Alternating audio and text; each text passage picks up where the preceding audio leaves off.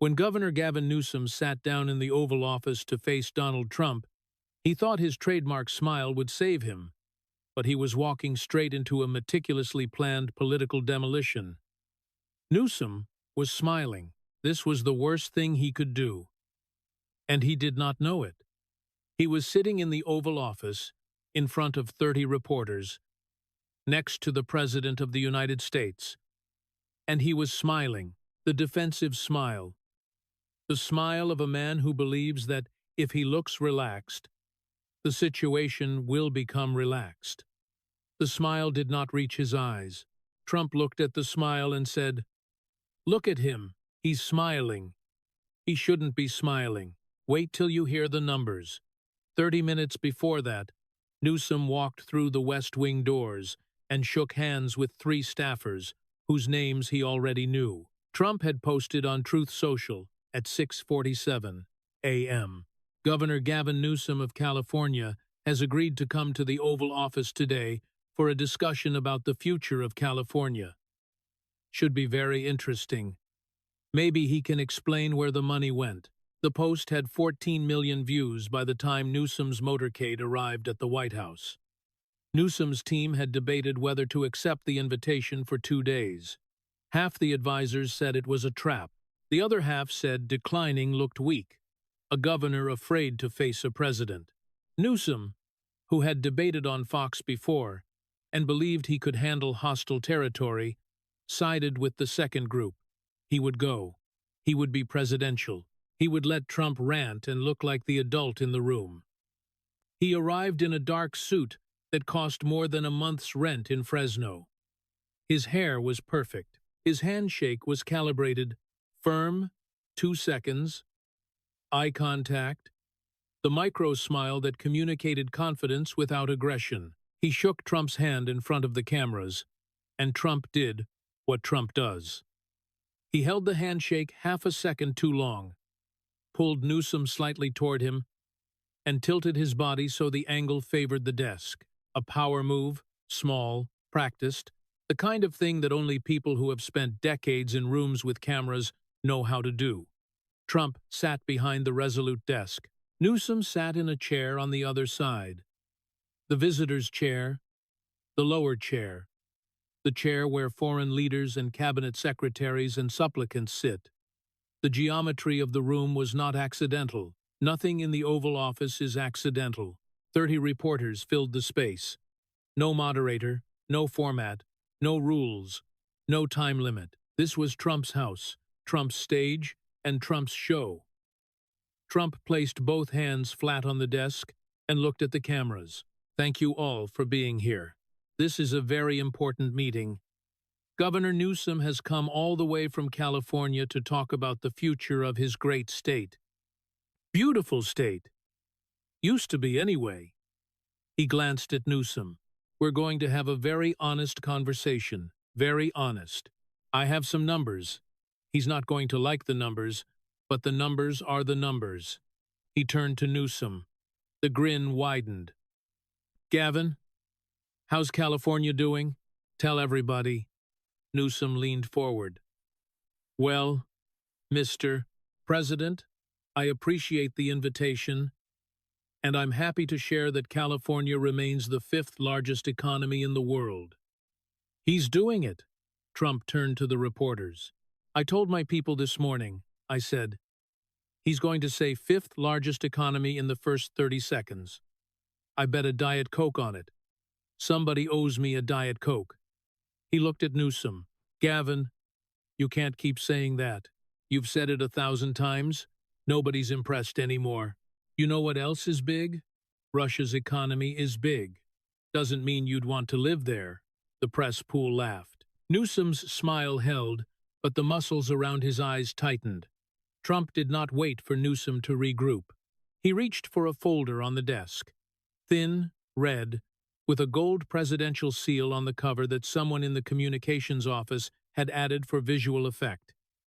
"Let me tell the room a story. November 2020. Gavin here, beautiful Gavin, great hair, tells 40 million people in California, stay home, don't go out, don't see your family, don't go to Thanksgiving. If your mother's dying in the hospital, you can't visit. If your father's funeral is this weekend, you can't go. Restaurants closed, barber shops closed, churches closed, schools closed. Your kids are sitting at home, staring at a laptop, trying to learn math from a screen. Millions of people, millions, following the rules. He opened the folder and pulled out a photograph. He held it up for the cameras. Newsom at the French Laundry. No mask. 12 people indoors. Sliding glass doors closed because the party was too loud. November 6th, 2020. Same month he's telling everybody to stay home. Where is Gavin? He's at French Laundry. You know French Laundry? $350 a plate. Not per person, per plate. And that's before the wine. And Gavin knows about wine. He's got a winery. Getty bought it for him. But we'll get to that. He held the photo closer to the nearest camera. Look at this. No mask. 12 people indoors. Even though his office said it was outdoors. They lied about it being outdoors. There are pictures. The doors are closed. He's sitting shoulder to shoulder with lobbyists from the California Medical Association. The people who are supposed to be telling him how to handle the pandemic are breaking health rules at his dinner party. Trump set the photo on the desk facing outward so it stayed visible for the rest of the meeting. And his kids, and this is the part that really gets me, his kids were in private school. In person. Teachers in the room, other kids in the room, the whole deal. While your kids, the kids of California, were on Zoom, falling behind, getting depressed. Pediatricians saying they'd never seen anxiety like this in children. And Gavin's kids, they're fine. They're in private school, $12,000 a year, very nice. Newsom, Mr. President, I've acknowledged publicly that the French Laundry dinner was a mistake. And a mistake? Trump threw his hands up. He calls it a mistake. You know what Rosa Martinez calls it? The end. Rosa had a restaurant in Fresno. Mexican food, great food. Probably 22 years. She followed your rules, Gavin. She closed. She lost everything. 22 years of work gone because she followed the rules that you broke. She calls it the end. You call it a mistake. Rosa couldn't afford a $350 plate. She couldn't even afford to keep the lights on. He leaned toward Newsom, and then, this is unbelievable, but it happened. Then you went to a closed hair salon for a blowout. A blowout during a pandemic. Salons are closed, your order, and you walk in and get your hair done. And when you get caught on camera, because there's always a camera, Gavin, you should know that by now, when you get caught, you say, you were set up. Set up. And you say the salon owner owes you an apology? Trump turned to the reporters. The salon owner, nice lady, Erica, she got severe threats, had to close, had to leave San Francisco, lost her business, lost her home, and Gavin got a blowout and a fresh start. That's California for you. Gavin, how's California doing? Tell everybody. Newsom opened his mouth. Trump was already on the next topic. Let me tell you about Gavin's background. Because it's a great story. Really great. A fairy tale almost. His daddy, William Newsom, was a lawyer for Getty Oil. Best friends with Gordon Getty, billionaire, one of the richest families in the history of the world. Getty looked at little Gavin and said, I'm going to invest in that boy. He put money into 10 out of 11 of Gavin's businesses. 10 out of 11. He told the San Francisco Chronicle he treated Gavin like a son. Like a son. So this guy didn't build anything. He didn't start anything. A billionaire wrote checks, and Gavin cashed them, and he calls himself a man of the people. Trump pointed to himself. I took a loan from my father. Everybody knows. I've talked about it a million times. And I built a real estate empire. Buildings with my name on them, you can see them from the highway. Hotels, golf courses, tens of thousands of employees. I built things. Gavin? He took a billionaire's checkbook and opened a winery in Napa Valley. Very nice, great wine probably, but he didn't build it. Getty built it. Gavin just stood in front of it and smiled. That's actually his main skill, standing in front of things and smiling. He looked at Newsom. And then, how did he get into politics? Willie Brown. You know Willie Brown, right? Most powerful man in San Francisco, political kingmaker, the godfather of California politics. Willie appointed Gavin to his first job in government. The Parking and Traffic Commission. Nobody voted. No election. Willie said, "Sit here, kid." And Gavin sat. Then Willie appointed him to the Board of Supervisors. Then he ran for mayor. And then, and this is the part that really makes the story, he had an affair with his campaign manager's wife. His campaign manager's wife. The guy running his campaign. Go knock on doors, Gavin. Go shake hands. I'll handle the strategy. And while the campaign manager is out knocking on doors, Gavin is at home with his wife. In any other city in America, any other city, that's the end. Career over. Go home. But in San Francisco, they don't even care. They promoted him. He went from mayor to lieutenant governor to governor. Trump leaned back and looked at the ceiling as if marveling at the unfairness of the universe. Gavin, the hair gel, I have to ask, was that before or after the affair? Because it's great hair. The best hair in politics, maybe second best. He touched his own hair. But here's the thing about hair, Gavin. It doesn't run a state. Numbers run a state, and your numbers are a disaster. Newsom, Mr. President, personal attacks aren't productive. I came here to discuss policy. Policy? Great. I love policy. Let's talk policy. Trump pulled a sheet from the folder. I have numbers, real numbers, census numbers, not fake news numbers, not my numbers, your numbers. The numbers that your state reports to the federal government. He held up the sheet. 4 million people have left California since the year 2000. 4 million. You know how many that is? That's bigger than the population of 22 states. That's like the entire city of Los Angeles getting up one morning, packing their stuff into a truck, and driving to Texas. And you know what? Some of them did drive to Texas. A lot of them drove to Texas. Where'd they go? I'll tell you where. Texas, Florida, Arizona, Nevada, Tennessee, the Carolinas, red states, every single one. They went to states that do the opposite of what Gavin does.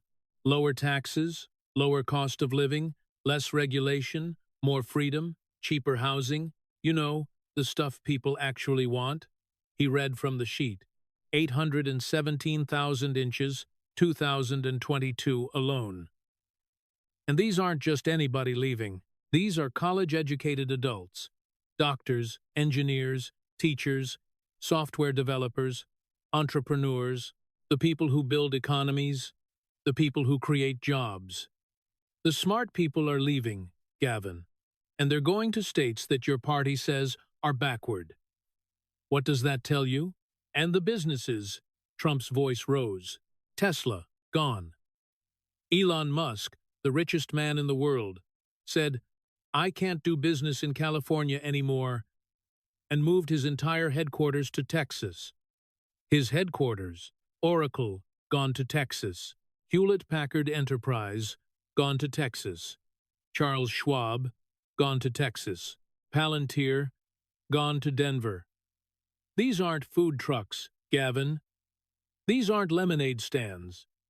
These are the companies that built Silicon Valley. They created the California economy, the fifth largest economy in the world that you love to talk about. These companies built it. And they left because of you. Trump set down the sheet.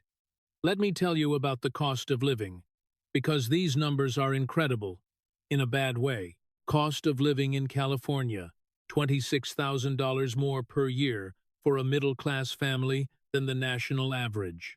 That means if you make $100,000 in California, you have the same buying power as someone making $73,000 in a normal state. You lose 27% of your income just by living there. Gas prices, consistently the highest or second highest in the country. And what did Gavin do? He created a gas price gouging penalty. Sounds good, right?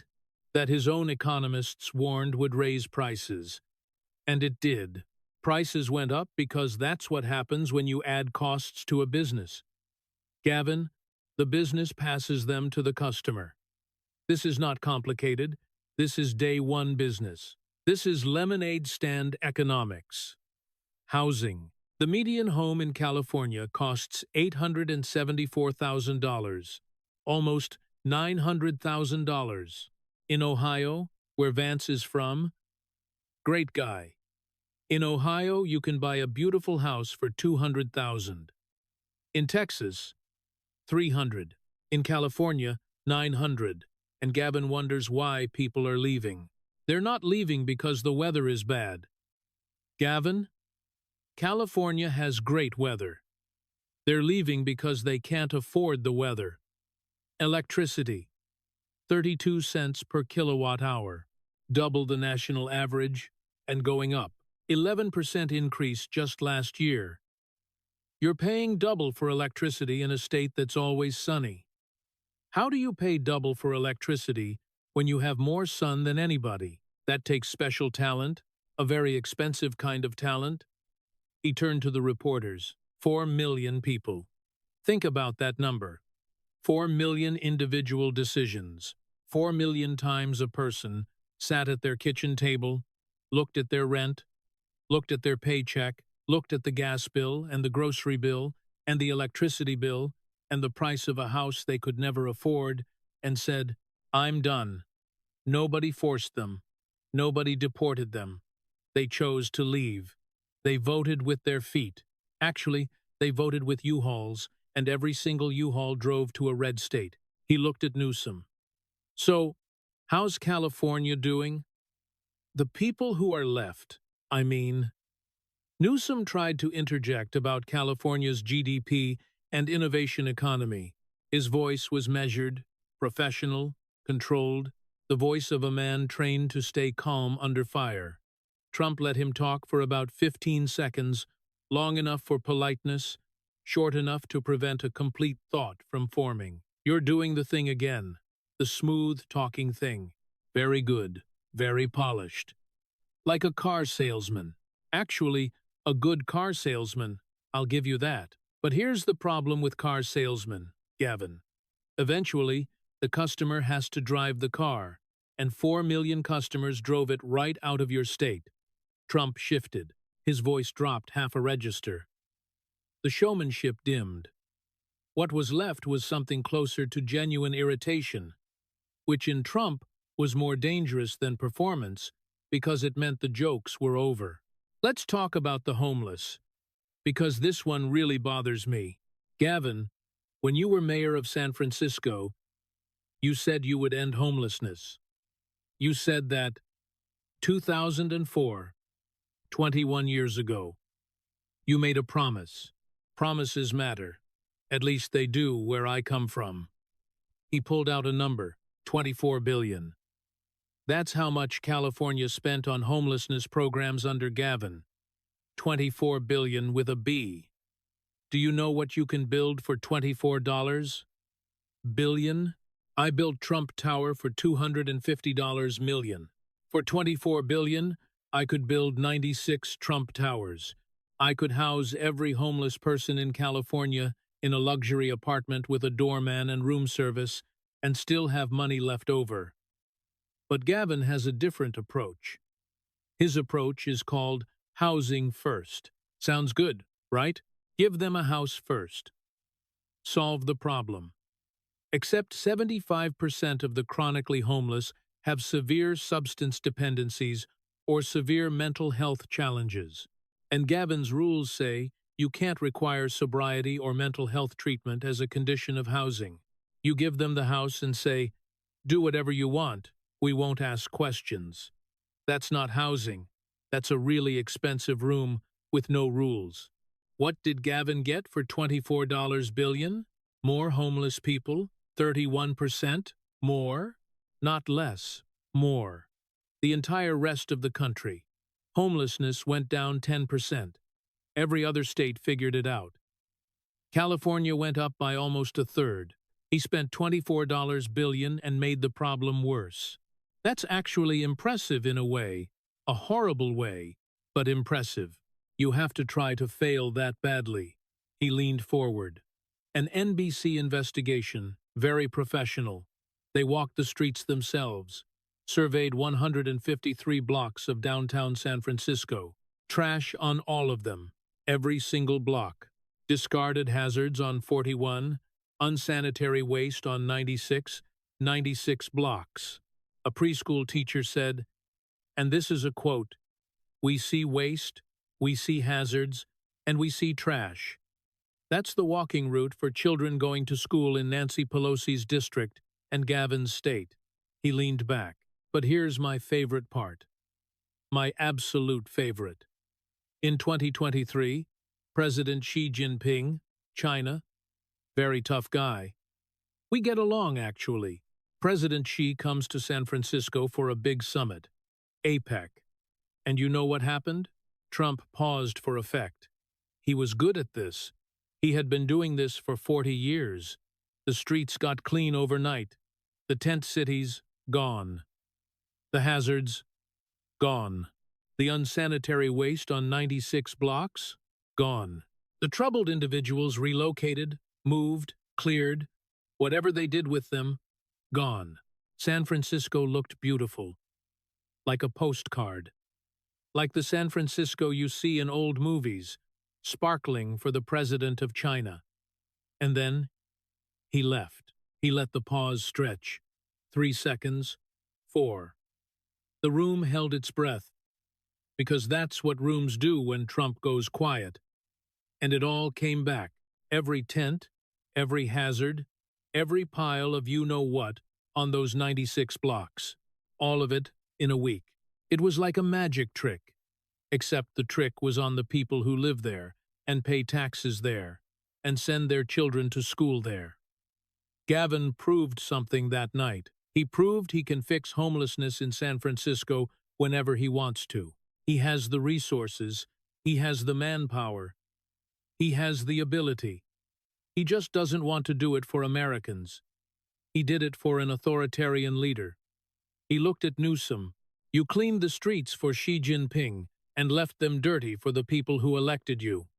Gavin, even I wouldn't do that, and I've been accused of a lot of things. Newsom's smile was gone, not replaced by anger or defiance, replaced by nothing, a blank expression. The expression of a man who is calculating whether to fight or endure and hasn't finished the math yet. Trump was not finished. He was never finished until he decided to be finished. 33 billion. He said the word billion the way other people say unbelievable, stretching it, letting it fill the room. 33 billion in unemployment fraud under Gavin. His Employment Development Department, the EDD, sounds like a disease. And frankly, it is a disease. His EDD sent out $33 billion in fraudulent payments during the pandemic. He counted on his fingers. Prisoners got checks, inmates, people behind bars. The state knows where they are. They're in prison. And the EDD still sent them unemployment checks. Dead people got checks. People who had been dead for years got checks. People in other states, New York, Florida, God knows where, who never lived in California, never worked in California, never set foot in California. They filed claims and got paid. International crime rings filed thousands of claims using stolen identities, and nobody caught it for months. $33 billion went out the door, and Gavin's people didn't notice. He added a detail that landed with the specificity of a punch. And just to really complete the picture, a state audit found that the EDD paid monthly service fees for over 6,000 cell phones that nobody was using. 6,000 phones sitting in drawers for years. Some of them hadn't been turned on in 4 years. And the state was paying the bill every month for phones that were sitting in a drawer. That's not government. That's comedy. He pulled out another sheet. 7 state agencies. 7 are now classified as high risk by the state auditor. That means waste, fraud, abuse, or severe mismanagement. 7 agencies, $76 billion in high-risk operations under Gavin.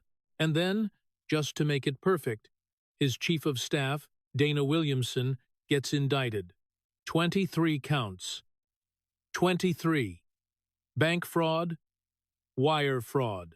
She claimed $1.7 million in fake business expenses on her taxes, a 25.6 Chanel bag, a private jet, a $170,000 birthday trip to Mexico, and she did all this from 2022 to 2024 while working for Gavin in his office, next to his desk.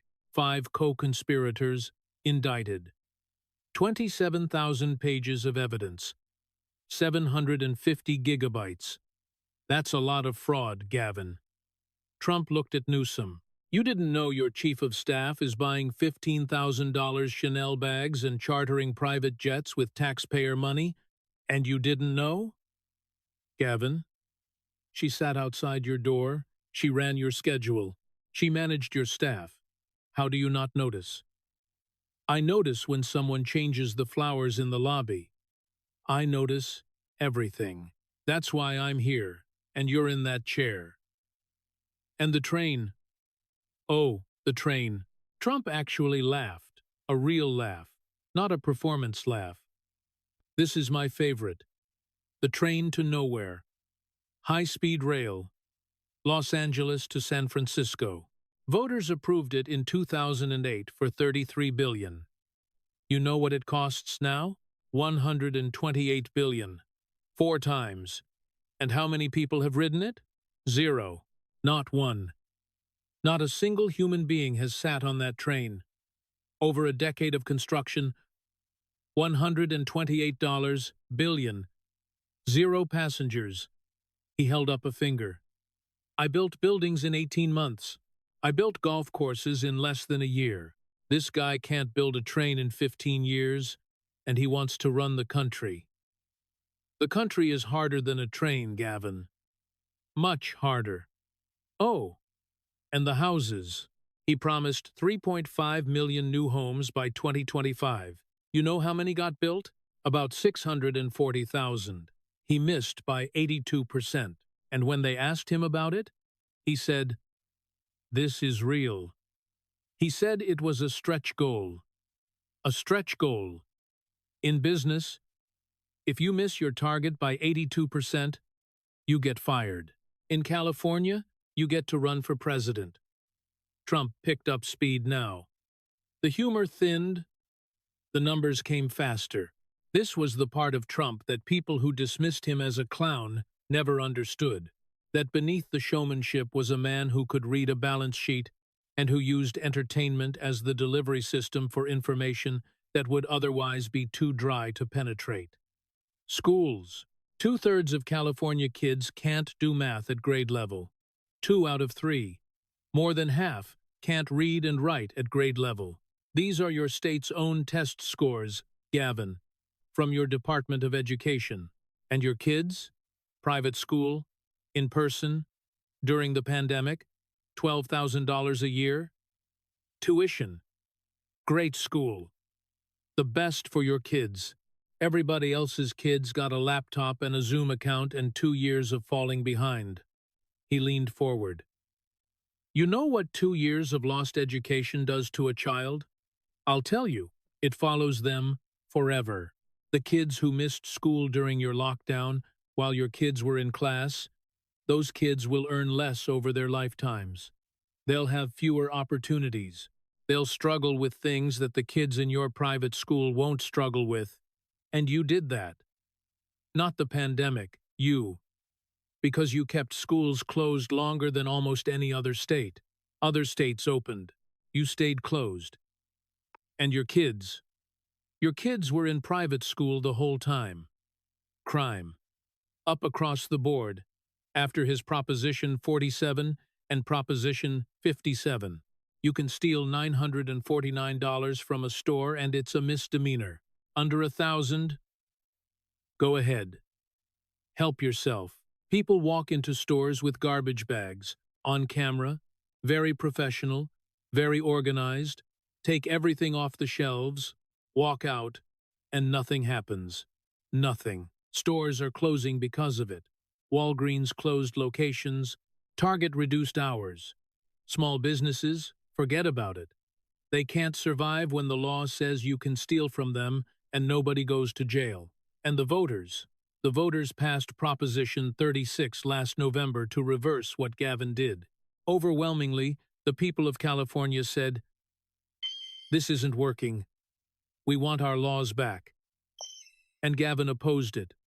His own voters told him he was wrong, and he told them they were wrong. That takes a special kind of, I'll be polite. That takes a special kind of confidence. Wildfires. His office said they treated hundreds of thousands of acres for fire prevention. NPR investigated. NPR, not Fox, not me, not the RNC. NPR, the most liberal news organization in America, the kind of people who put Gavin's picture on their refrigerator. They found he exaggerated by 690%. 7 times the real number. He lied about fire prevention while people's houses were burning, while families were evacuating with their kids and their dogs and whatever they could carry. Gavin was in Sacramento, putting out press releases about how many acres he'd treated. 700% exaggeration. In business, that's called fraud. In politics, it's called Tuesday. He set everything down. All the papers, all the photos, all the numbers. He placed both hands on the desk again and looked at Newsom the way a man looks at a business proposal he has decided to reject. Gavin wants to be president. Everybody knows it.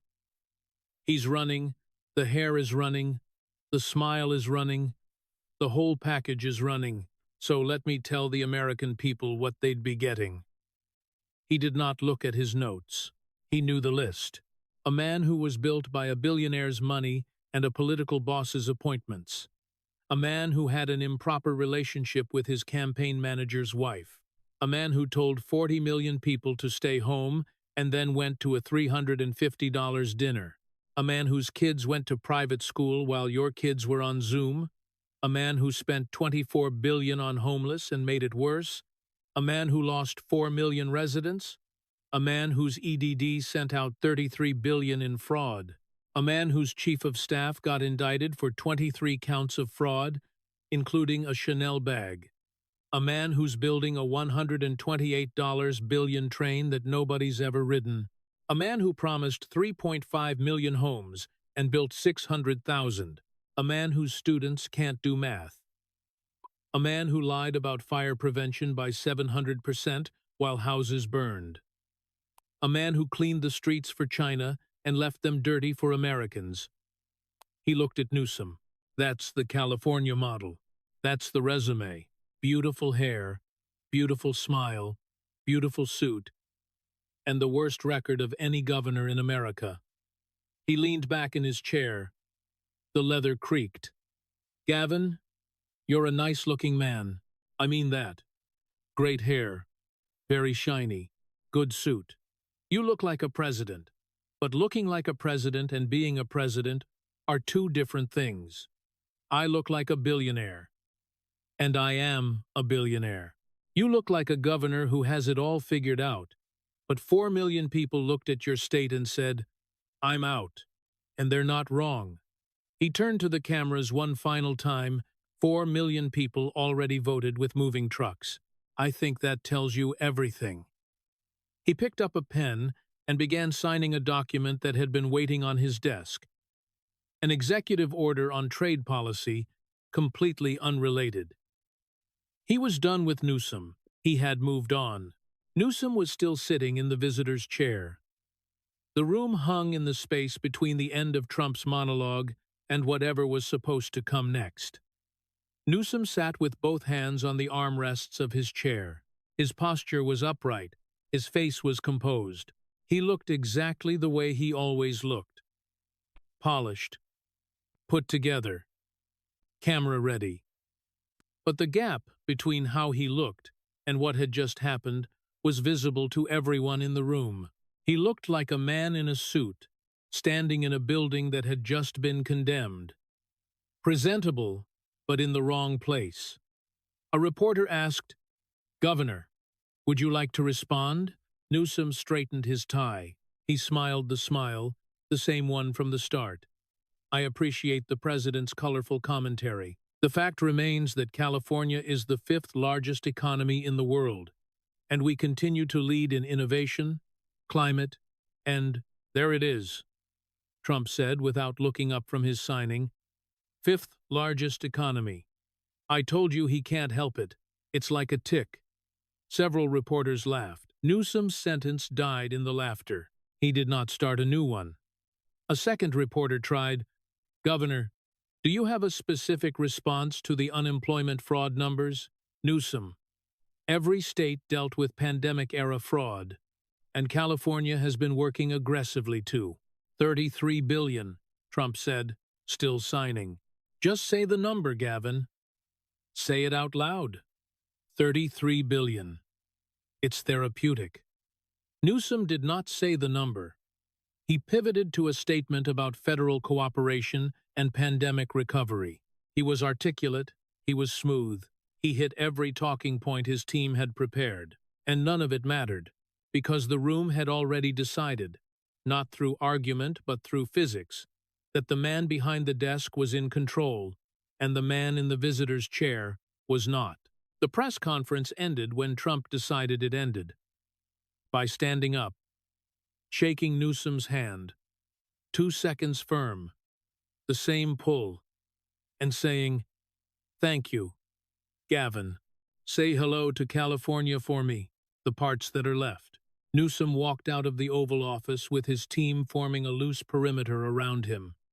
He was still smiling.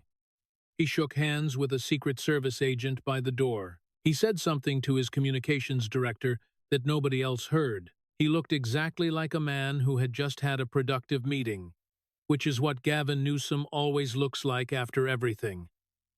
And which is why, on this day, the smile itself was the most damaging image of all, because the gap between the smile and the reality was so wide that the smile became evidence. Evidence that this was a man who had spent his career looking like everything was fine, and that the skill had finally failed him in a room where the numbers were on the desk and the cameras were on. The clip that moved first was 13 seconds long, Trump saying, 4 million people already voted with moving trucks. It traveled through text messages before it hit social media. By the time the official White House video was uploaded, the 13-second version had already been shared 9 million times. It didn't need context. 13 seconds. One sentence. A presidency summarized by an exodus. The second clip was the Xi Jinping section. He cleaned the streets for an authoritarian leader and left them dirty for the people who elected him. 27 million views in 48 hours, shared not just by conservatives, but by San Francisco residents who had watched the APEC cleanup and the return of the encampments with their own eyes. They shared it not because they liked Trump, they shared it because someone had finally said what they had seen. The third clip was Trump signing the executive order while Newsom tried to respond. The image, the president working, not listening, while the governor talked to the air, became a meme template within hours. Someone captioned it, "When your Uber driver keeps talking about their screenplay." Someone else, "Fifth largest economy in the world." Both versions went viral. CNN's panel tried to analyze the event as a policy discussion. It wasn't. It was a demolition. One analyst said, "The president was characteristically undisciplined, but unusually factual." Another said Governor Newsom was unable to gain any traction because the format, if you can call it a format, gave him no space to build an argument. A third analyst, a former Obama strategist, said the most honest thing. The problem wasn't the format. The problem was the numbers. You can't spin your own state's audit report. MSNBC called it a presidential ambush, designed to humiliate a political opponent in the Oval Office. They brought in a California economist who confirmed on air that the 4 million figure was from the Census Bureau. The 33 billion was from the state auditor, and the high-speed rail estimate was from the California High-Speed Rail Authority's own budget projections. The economist said, "The numbers are accurate. The characterization is a different matter." It was the kind of defense that concedes everything. In Fresno, Rosa Martinez heard her name on the radio. She was driving to her new job, cashier at a grocery store, $12 an hour, above minimum wage, no benefits. When Trump said, "Rosa Martinez, 22 years, Fresno," she pulled onto the shoulder of Highway 99 and stopped. She sat in her car with the engine running and the radio on. She had not heard a president say her name before. She had not heard anyone in Washington say her name before. She sat there for 4 minutes, which she knew because she watched the dashboard clock change, and then she put the car in drive and went to work. She did not tell anyone about it that day, but that night she told her daughter, and her daughter posted a clip on TikTok with the caption, "My mom's restaurant, 22 years. He said her name. The clip got 2.3 million views. Rosa did not watch it. On Interstate 10, heading east out of California, a couple in a U-Haul heard the press conference on satellite radio. The truck was packed with everything they owned. They were moving to Scottsdale. When Trump said, 4 million people already voted with moving trucks, the woman in the passenger seat put her hand on her husband's arm. He was driving. He did not look at her. He looked at the road ahead. The road out of California, the road that 4 million people before them had taken for 4 million different reasons that all added up to the same thing. In Oakland, Diane Chen, a third-grade teacher who had been teaching for 11 years, watched the clips on her phone during her lunch break. She had already taped 2 statistics to the teacher's lounge bulletin board from previous events. When Trump said, 2/3 of kids can't do math, and his kids are in private school, she did not tape anything new to the board. She didn't need to. The board was already full. She ate her sandwich. She went back to class. She taught math to 26, 8-year-olds, 12 of whom were at grade level. The other 14 were not. She taught them anyway. She would teach them tomorrow. She would teach them the day after that. This is what teachers do in states where governors go to French Laundry and children go to Zoom. That evening, Newsom's Instagram account posted a photograph of him in the Oval Office, shaking Trump's hand, looking presidential. The caption, "Had a productive conversation with President Trump about California's future. California is the 5th largest economy in the world." The top comment, with 87,000 likes, was 5 words. "How's California doing, Gavin?" The second comment, 5th largest economy, 1st in homelessness. The third, 4 million people, moving trucks. The fourth, Rosa Martinez, 22 years. At 11:17 p.m., Trump posted on Truth Social, "Gavin Newsom came to the Oval Office today, and it did not go well for him or for California. I showed him the numbers, and he had no answers. None. Beautiful hair, though, very shiny. Maybe he should do shampoo commercials instead of running for president. Would be a big improvement for California. It got 4 million likes by morning. And after that day, after the Oval Office, after the numbers and the photos, and the French Laundry and the train to nowhere, and Rosa Martinez's name on national radio, every time Gavin Newsom stood at a podium and said the words California model, every time he straightened his tie and smoothed his hair and delivered the line about the fifth largest economy in the world. Somewhere in a comment section, in a text thread, in the quiet thought of a person who had loaded a U-Haul and driven east on the 10, someone would say, "How's California doing, Gavin? Tell everybody."